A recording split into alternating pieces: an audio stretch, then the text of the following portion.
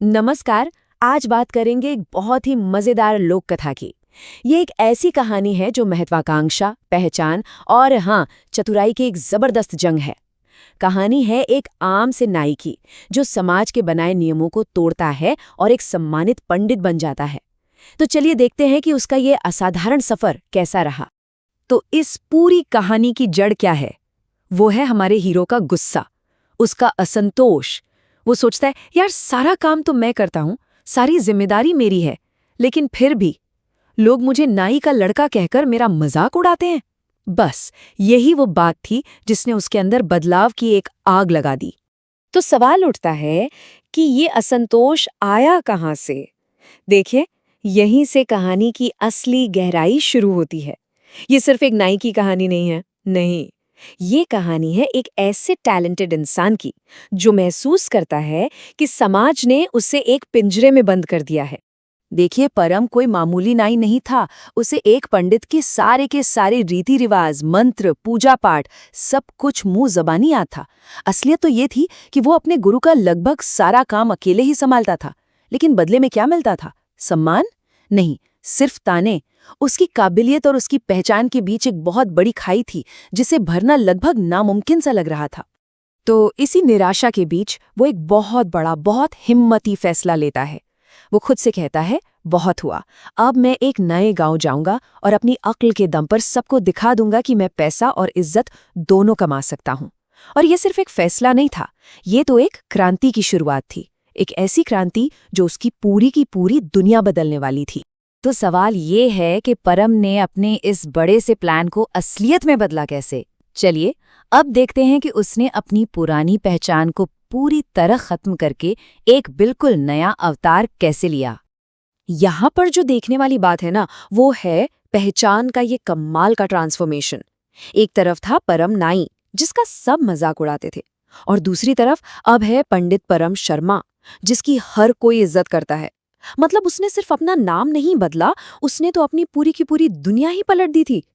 अब अपनी धाक जमाने के लिए उसने एक बहुत ही सिंपल लेकिन ब्रिलियंट प्लान बनाया। स्टेप 1, उसने एक पापी को ढूंढा, मतलब एक ऐसा आदमी जिससे अनजाने में मंदिर में एक छोटी सी गलती हो गई। स्टेप 2, उसने उस छोटी सी गलती को एक बहुत बड़ा डरावना पाप बना दिया और उसे एक फैंसी सा नाम भी दे दिया। और फिर स्टेप 3, उसने उस डर का इलाज बेचा, एक बड़ा सा यज्ञ जिसमें खूब सारा दान दक्षिणा लगना था। क्या कमाल की चाल थी। तो एक बार जब उसकी इज्जत बन गई, तो फिर परम के झूठ ने उसे समाज में और आर्थिक रूप से दोनों तरीके से ऊपर चढ़ने में मदद की। और उसका ये झूठ का जाल फैलता ही गया, फैलता ही गया। और देखिए, उसका ये धोखा काम कर गया। पूजा पाठ से उसे दौलत मिलने लगी, रहने के लिए एक बड़ा 2 मंजिला घर मिल गया, और तो और उसी घर के मालिक ने अपनी बेटी से उसकी शादी भी करा दी। सोचिए, झूठ की नींव पर उसने कामयाबी का कितना शानदार महल बना लिया था। लेकिन जैसे जैसे ताकत बढ़ी, उसका घमंड भी आसमान छूने लगा। वो अपनी पत्नी को सीधे सीधे धमकी देता है, अगर मेरी सेवा ठीक से नहीं की तो मैं घर में सौतन ले आऊंगा। इससे पता चलता है कि अपनी इस नई पहचान में वो कितना ज्यादा अहंकारी हो गया था। कहते हैं ना, झूठ के पांव नहीं होते। एक सफल झूठ भी बड़ा नाजुक होता है। और अब परम का अतीत दरवाजे पर दस्तक देने वाला था। कहानी में अब एक बहुत बड़ा ट्विस्ट आने वाला है। तो होता यूं है कि परम एक ज्योतिषी बनकर बैठा था, और तभी उसके पुराने गांव का एक आदमी वहां आ जाता है और उसे पहचान लेता है। बस यही वो पल था जब उसका बनाया हुआ ये सारा महल ताश के पत्तों की तरह बिखरने वाला था। तो अब सवाल ये है कि क्या होगा? क्या परम का राज सबके सामने आ जाएगा? क्या उसकी इतनी मेहनत से बनाई दुनिया एक पल में खत्म हो जाएगी? अब अपनी पूरी दुनिया को बिखरते देख परम तो बुरी तरह घबरा जाता है। वो फौरन उस आदमी का मुंह बंद कराने के लिए रिश्वत देने की कोशिश करता है। और उसकी पहली पेशकश क्या थी? सिर्फ 10 रुपए।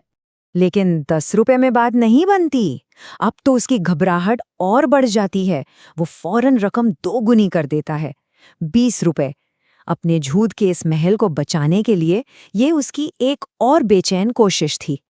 चलिए, जैसे तैसे परम एक खतरे से तो बच गया, लेकिन उसे क्या पता था कि असली चुनौती, सबसे बड़ी चुनौती तो उसके अपने ही घर के अंदर उसका इंतजार कर रही थी। अब कहानी का फोकस उसकी पत्नी पर आता है। अपने पति के बर्ताव से परेशान होकर परम की पत्नी एक ज्योतिषी के पास जाती है और उससे क्या मांगती है? एक मंत्र, एक ऐसा मंत्र जिससे वो अपने पति का प्यार वापस पा सके। वो अपनी शादी की मुश्किलों का कोई जादुई हल ढूंढ रही थी। और ज्योतिषी ने उसे जो मंत्र दिया वो कोई जादू टोना नहीं था, बल्कि उसके पति की कड़वी सच्चाई थी। वो मंत्र था, नाई का बेटा ब्राह्मण बनकर छुपा है और वो इस दुनिया का सबसे बड़ा झूठा है। ये कोई मंत्र नहीं था, ये तो सच था, बस सच। और बस यहीं पर कहानी में सबसे बड़ा टर्निंग पॉइंट आता है। पत्नी को ये एहसास होता है कि ये जो मंत्र उसे मिला है ये कोई जादू नहीं, ये तो एक हथियार है, एक ऐसा राज जो उसे अपने पति पर पूरा कंट्रोल दे सकता है। अब घर में पावर का जो बैलेंस था वो पूरी तरह से पलट जाता है। और ये बदलाव कितना बड़ा था वो यहाँ साफ दिखता है। कहाँ तो पहले परम धमकी देता था कि मैं सौतन ले आऊंगा, और कहाँ अब वो कहता है मैं तुम्हारा सारा काम कर दूंगा। पहले पत्नी उसकी सेवा में लगे रहती थी और अब वो अपनी पत्नी के पैर दबाता है। घर के अंदर रोल्स पूरी तरह से 180 डिग्री घूम चुके थे। तो आखिर में एक सवाल बचता है, इस पूरी कहानी का सबसे चतुर, सबसे क्लेवर किरदार कौन था?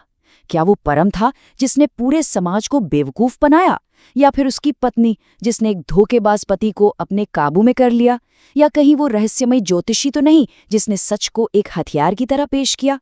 शायद असली चतुराई सच जानने में नहीं है, बल्कि ये जानने में है कि उस सच का इस्तेमाल कब और कैसे करना है। इस बारे में सोचिएगा जरूर।